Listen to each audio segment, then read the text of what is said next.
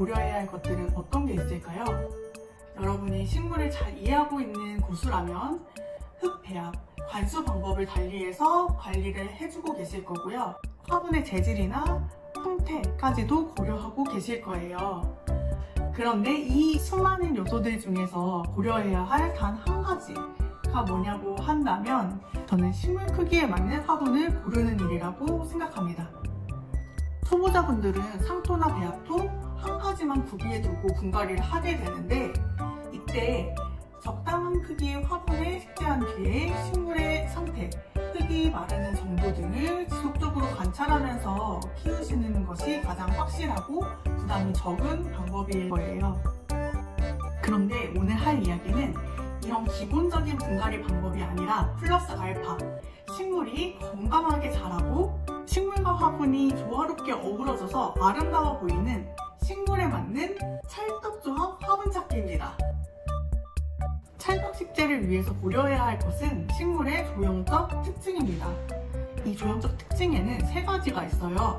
첫 번째는 식물의 성장세, 식물이 어떻게 자라나는지, 두 번째 잎의 형태, 세 번째 식물의 색깔을 고려하셔서 식재하셔야 합니다. 이 세 가지를 모두 고려하실 필요는 없고요. 물론 정해진 답도 없습니다.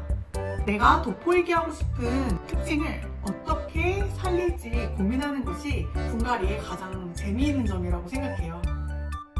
그리고 하나 더 말씀드리고 싶은 점은 물론 식재한 직후의 모습도 예쁘면 좋겠지만 식물이 점점 자라면서 자리 잡아가는 모습을 상상해서 심어보시면 좋을 것 같아요. 그럼 앞에 있는 5가지 식물을 예시로 찰떡조합 화분 찾기를 해보도록 할게요. 첫 번째 식물은 노경입니다. 콩란으로도 불리는데요. 줄기가 길어지면서 동글동글 새로운 잎이 생기는데 연두빛의 땡그란 잎이 꼭 완두콩 같아요. 모래질 흙을 최대한 털어주고 포슬포슬한 상토에 심어줍니다. 뿌리가 빈약하기 때문에 분갈이하기 까다롭다고 느끼시는 분들이 많으신데요. 노경은 생명력이 강해서 줄기가 흙에 닿아만 있어도 뿌리를 내리기 때문에 흙에 얹어준다는 느낌으로 심어주시면 돼요.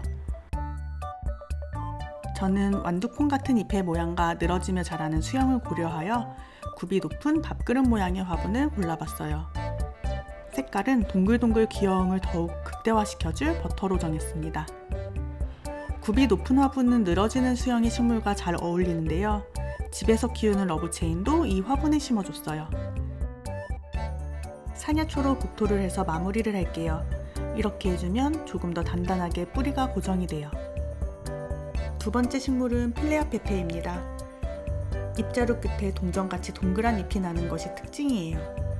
방사형으로 위를 향해 자라고 뿌리 부근 흙 바로 위에서 자구가 생기며 번식합니다. 저는 자구를 떼어내 모체를 외목대로 튼튼하게 키울 예정이기 때문에 고든 수영에 잘 어울리는 실린더형 화분에 심어볼게요. 이번에도 흙을 최대한 털어주고 아래쪽에 작은 잎들도 몇 장 떼어낼게요.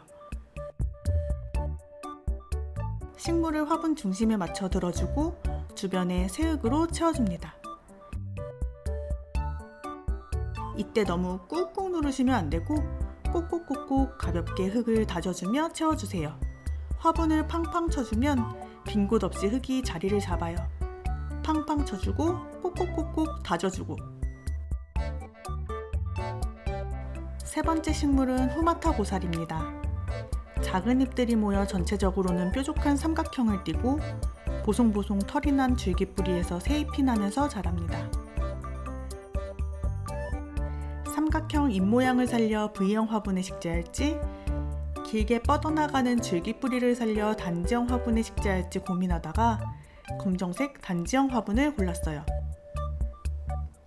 보통 고사리는 굉장히 까다롭고 습도가 낮으면 잎이 바사삭 말라버리는 경우가 있는데 바위나 나무의 착생에서 자라는 후마타 고사리는 척박한 흙에서도 잘 자라고 실습에서도 잎이 타지 않아 비교적 쉽고 예쁘게 키울 수 있어요. 마찬가지로 원래 심겨있던 흙을 털어주고 심으시면 되는데 이때 줄기뿌리는 흙에 묻지 않고 겉으로 빼줘야 합니다. 이 화분은 보기보다 흙이 정말 많이 들어가요. 화분을 돌려가며 빈 곳 없이 흙을 채워줄게요. 네 번째 식물은 아스파라거스 메일이에요. 가는 잎이 촘촘히 달려 전체적으로는 강아지 풀이나 여우 꼬리 같은 형태입니다. 살랑살랑한 잎도 예쁘지만 저는 싱그러운 초록빛이 가장 눈에 띄었어요. 그래서 청량하고 부드러운 초록빛을 살릴 수 있는 연두색 화분에 메이리를 심어줄 거예요.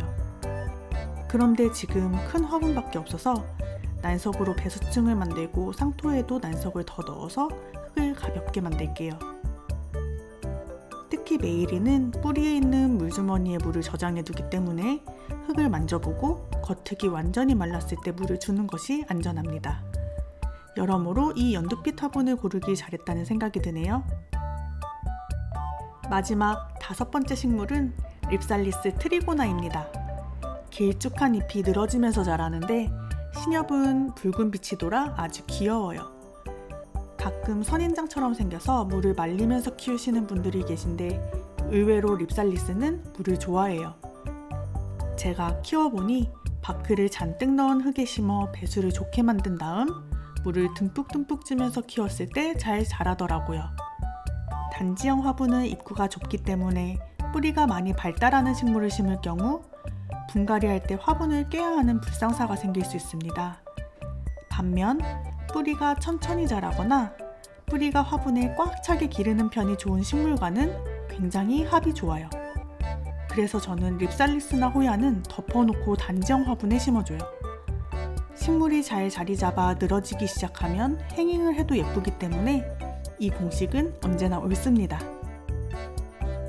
처음에는 식물의 종류도 화분의 모양이나 색깔도 너무 다양해서 어떻게 식재를 해야 할지 막막하실 수도 있는데 식물을 두고 어울리는 화분을 머릿속에 그려보거나 반대로 화분을 두고 어울릴 만한 식물을 떠올리는데 이 영상이 도움이 되셨으면 좋겠어요.